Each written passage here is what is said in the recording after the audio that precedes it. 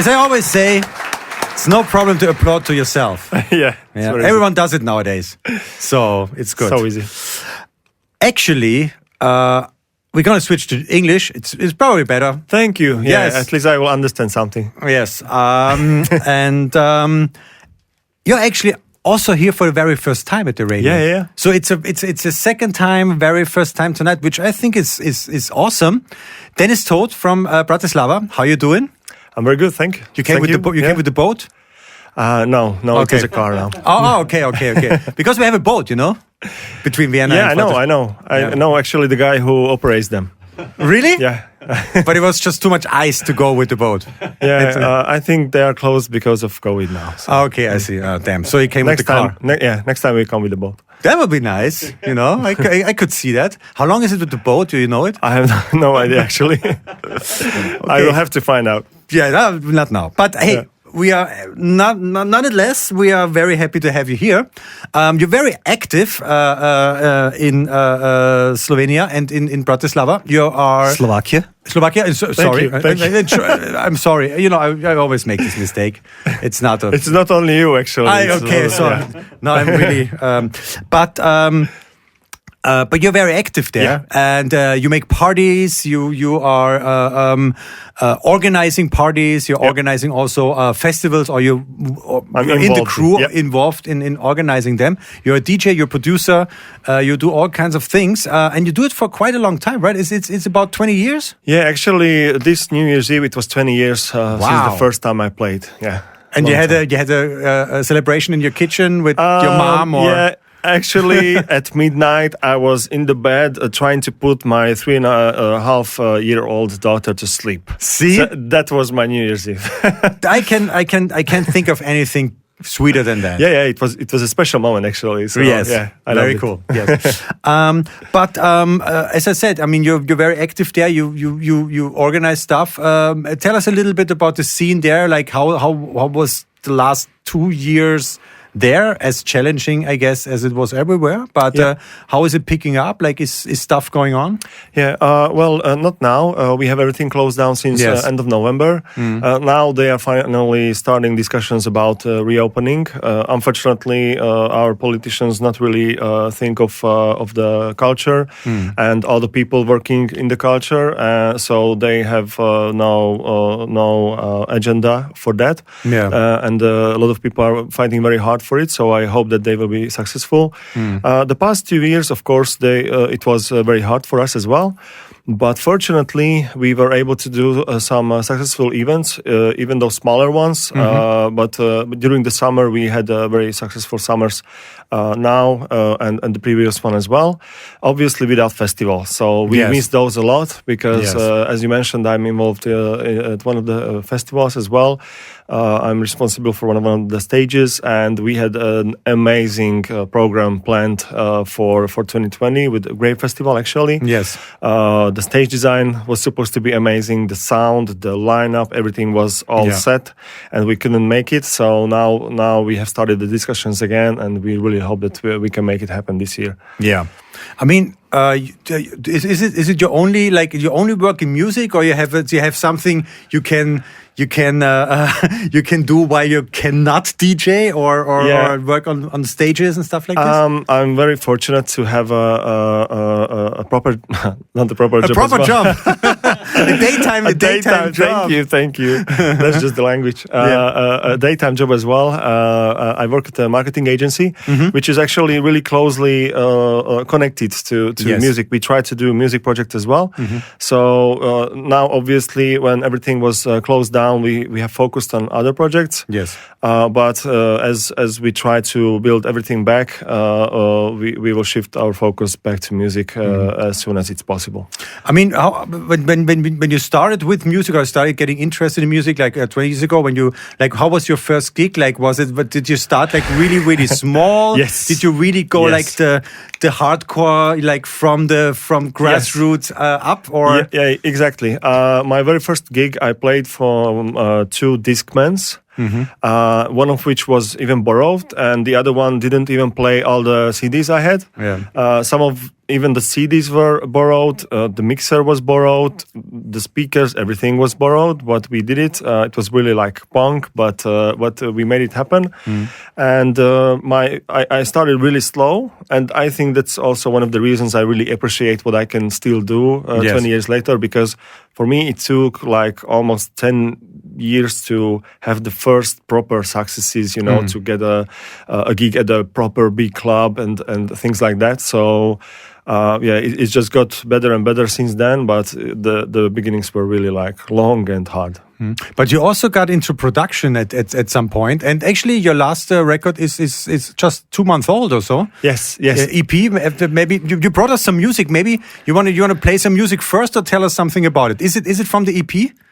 Yeah. It's from my debut EP. Actually, It's my first one. So yeah, we can play a song, and then we talk about it when we heard it. Okay, that's nice. Cool. What's the name of the song? It's called Impulse. Impulse. Yeah, let's check it out. Thanks.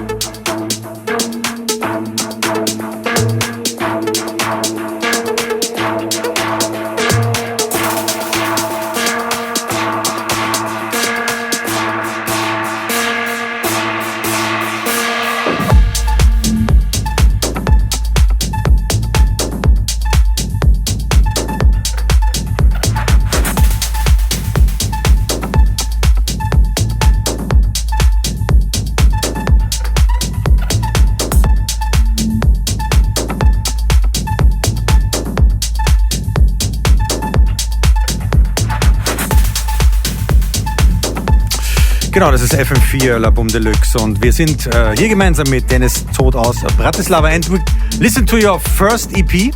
Yeah. This is the title track or this is the A-side? Track. Yes. Yeah. Did it come out on vinyl as well? No, not yet. Digital? Maybe it will. Yeah. I don't know. Yeah. But not yet. Are you a vinyl selector, digger? Did you at some point do vinyl as well? Yes, when I finally made enough money, I have purchased my Technics 1210s, so I still have them, the MK2s, the legendary ones, and I think I'm never going to sell them.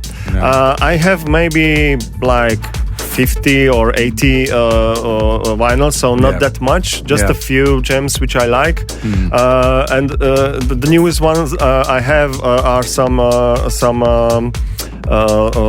cartoons for my daughter, so I can play it before she goes to sleep. But I have some nice music as well, so sometimes I like to put it up.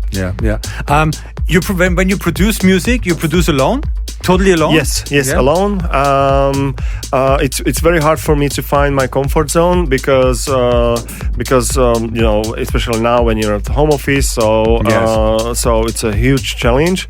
I always produce with headphones, so I can close everything out. And just focus on the music. And I had to find a hard way that I will only get somewhere and I will only have my own music if I put a lot of time in it, and if I put the time like regularly, because I had my times like once in a year for like 5 days. I was like, oh, I'm going to do some new music, and then I didn't finish, and I have never finished it. But the new EP, I've sat down and I've told myself I will not stand up until I'm finished. And fortunately, with the help of Corona, because everything was closed down, yes, I was able to finish it, and I have found a good label who took care of the promotion and everything. So I'm happy with it. Super. So it's mainly done in the computer. Are you like a computer production dude? Actually, I wanted to be a hardware producer. I have purchased a lot of synths and drum machines and everything. Okay. But actually, it never worked for me. I have tried a lot of stuff, but in the end, I have sold everything, and I found my comfort zone in the box. You know, like where I had everything synced perfectly, always working. Never lose cable or lose USB connection or something. I work in the box, and I find it harder to finish in the box because you can always save and go back and save and go back and change. If you work with hardware, at some point you got to finish it. So you have to commit. Yeah, that's true. That's true. Yeah, that's true. So what's the plan? So what's coming up? Are you working on more stuff? Is there something inside? What I also had to realize when I released my first EP that it's not enough to finish the song. You also have to find the label. And when you find the label, it will take at least like 6 months to get the tracks released. And so now I'm really trying hard to find the time and the focus to work on new music. Because I don't want to spend another year until my next EP will come out. So actually, I have already in my calendar some time or some days booked actually in the beginning of February for studio time. So I really want to make a new EP happen as soon as I can, because I'm still very motivated from this one, from the release of the first one. So I want to take this energy and put into the new one. I have to say, sounded really good, like proper, nicely produced. So you do at the mix down, you do everything yourself. Do some mastering then somewhere, somebody does the mastering for you? The mastering was done by the label. By the label, And with the mixing, I've tried a lot of different things, but in the end, I had to do it myself because when I sent it to someone to a studio, they did it differently as I would have wanted it. So in the end, I had to do it, but I must admit I had a nice setup at home because I have quality headphones, and I'm using. I'm not sure if you know this sub pack. You know, it's a subwoofer and in the chair. Yeah, in the chair, and you can really feel the vibe of the track. Like if you close your eyes, it's almost like if you're in a club. It's like sitting on the dance floor. Yeah, exactly. I love it. Actually, I love sitting on the dance floor too. You know, it's my favorite thing. And in Germany now you can only do that. You cannot dance. That's right. So it's the perfect way to produce it for that. Yeah. Yeah. But that sounds good. I mean, it's interesting because I think if you're accustomed or if you start to work in the headphones, and if you really do it a long time, I think you're bypassing a lot of problems, room, acoustics, speaker position, stuff like this. If you find a good spot for you to work on, because it sounds really like the bass, the bass amount and everything. It's really good. I must admit that the first time the label sent it back for some correction because they have listened it in a studio, and I had to correct one of the channels. I didn't realize that the cutoff was not on, so it was too much bass, which I didn't realize. It felt good in the chair. Yeah. Exactly. Also in the car. Yeah. But I love a lot of bass, so for me it was okay. But I had to correct it and send it back, and they did a new master, and it was okay after that. Sounds really good. So we're really looking forward to hear some more stuff. And next time you come with the boat and play us the new EP. This is also from the EP? Yes, this is the second track. And what's it called? It's called Globus. Globus, like the Globus. Yes, okay, exactly. Cool. Let's check it out. And we come back in a couple of minutes, and we're really looking forward to your set, what you're going to play. And because you told me before, like in Bratislava, so many people play so hard and fast. You're one of the few that play like more relaxed and slower style. I'm really looking forward to your set then. Okay, me too. Thanks.